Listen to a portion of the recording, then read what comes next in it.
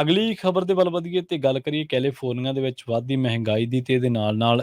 ਲੋਕਾਂ ਦੀ ਜ਼ਿੰਦਗੀ ਤੇ ਪੈਂਦੇ ਇਹਦੇ ਅਸਰ ਦੀ। ਹੁਣ ਇੱਕ ਸਟੱਡੀ ਜਿਹੜੀ ਆ ਉਹ ਸਾਹਮਣੇ ਆਈ ਹੈ। ਇਹਦੇ ਵਿੱਚ ਇਹ ਕਿਹਾ ਗਿਆ ਕਿ ਦ ਰੀਅਲ ਕਾਸਟ ਮੇਜ਼ਰ ਇਸ ਵਿੱਚ ਕਈ ਜਿਹੜੇ ਫੈਕਟਰ ਨੇ ਉਹਨਾਂ ਨੂੰ ਇਕੱਠਾ ਕੀਤਾ ਗਿਆ ਤੇ ਇਹਦੇ ਉੱਤੇ ਚਰਚਾ ਕੀਤੀ ਗਈ ਹੈ ਤੇ ਤੱਤਸਾਰ ਜਿਹੜਾ ਉਹ ਨਿਕਲਿਆ ਕਿ ਜਿਹੜੀ ਫੈਡਰਲ ਪਾਵਰਟੀ ਲਾਈਨ ਆ ਜਿਹੜੀ ਕਿ $27,000 ਦੇ ਨੇੜੇ ਤੇੜੇ ਆ, ਉਹਦੇ ਨਾਲ ਬਹੁਤ ਸਾਰੀਆਂ ਫੈਮਲੀਜ਼ ਕੈਲੀਫੋਰਨੀਆ ਦੀਆਂ ਅਜਿਹੀਆਂ ਨੇ ਜਿਨ੍ਹਾਂ ਨੂੰ ਇਸ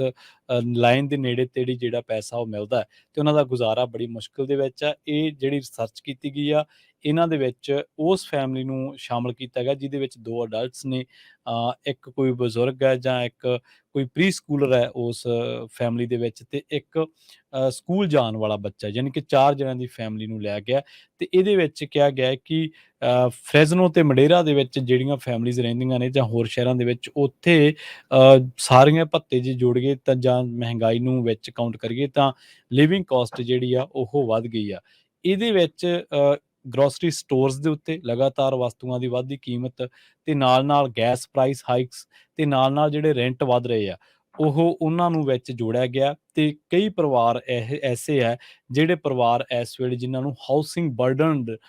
ਕੈਟਾਗਰੀ ਦੇ ਵਿੱਚ ਰੱਖਿਆ ਗਿਆ।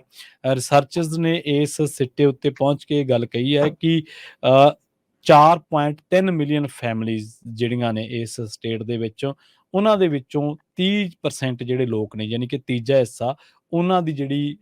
ਇਨਕਮ ਹੈ ਉਹ ਆਪਦੀ ਘਰ ਦੀਆਂ ਜ਼ਰੂਰਤਾਂ ਤੇ ਆਮ ਜਿਹੜੀ ਜ਼ਿੰਦਗੀ ਆ, ਰੋਜ਼ਮर्रा ਦੀ ਜ਼ਿੰਦਗੀ ਆ, ਉਹਦੇ ਵਿੱਚ ਉਹ ਬੜੀ ਮੁਸ਼ਕਿਲ ਦੇ ਨਾਲ ਜਿਹੜਾ ਉਹ ਗੁਜ਼ਾਰਾ ਕਰ ਰਹੇ ਆ। ਤੇ ਇਹਦੇ ਵਿੱਚ ਇਹ ਕਿਹਾ ਗਿਆ ਹੈ ਕਿ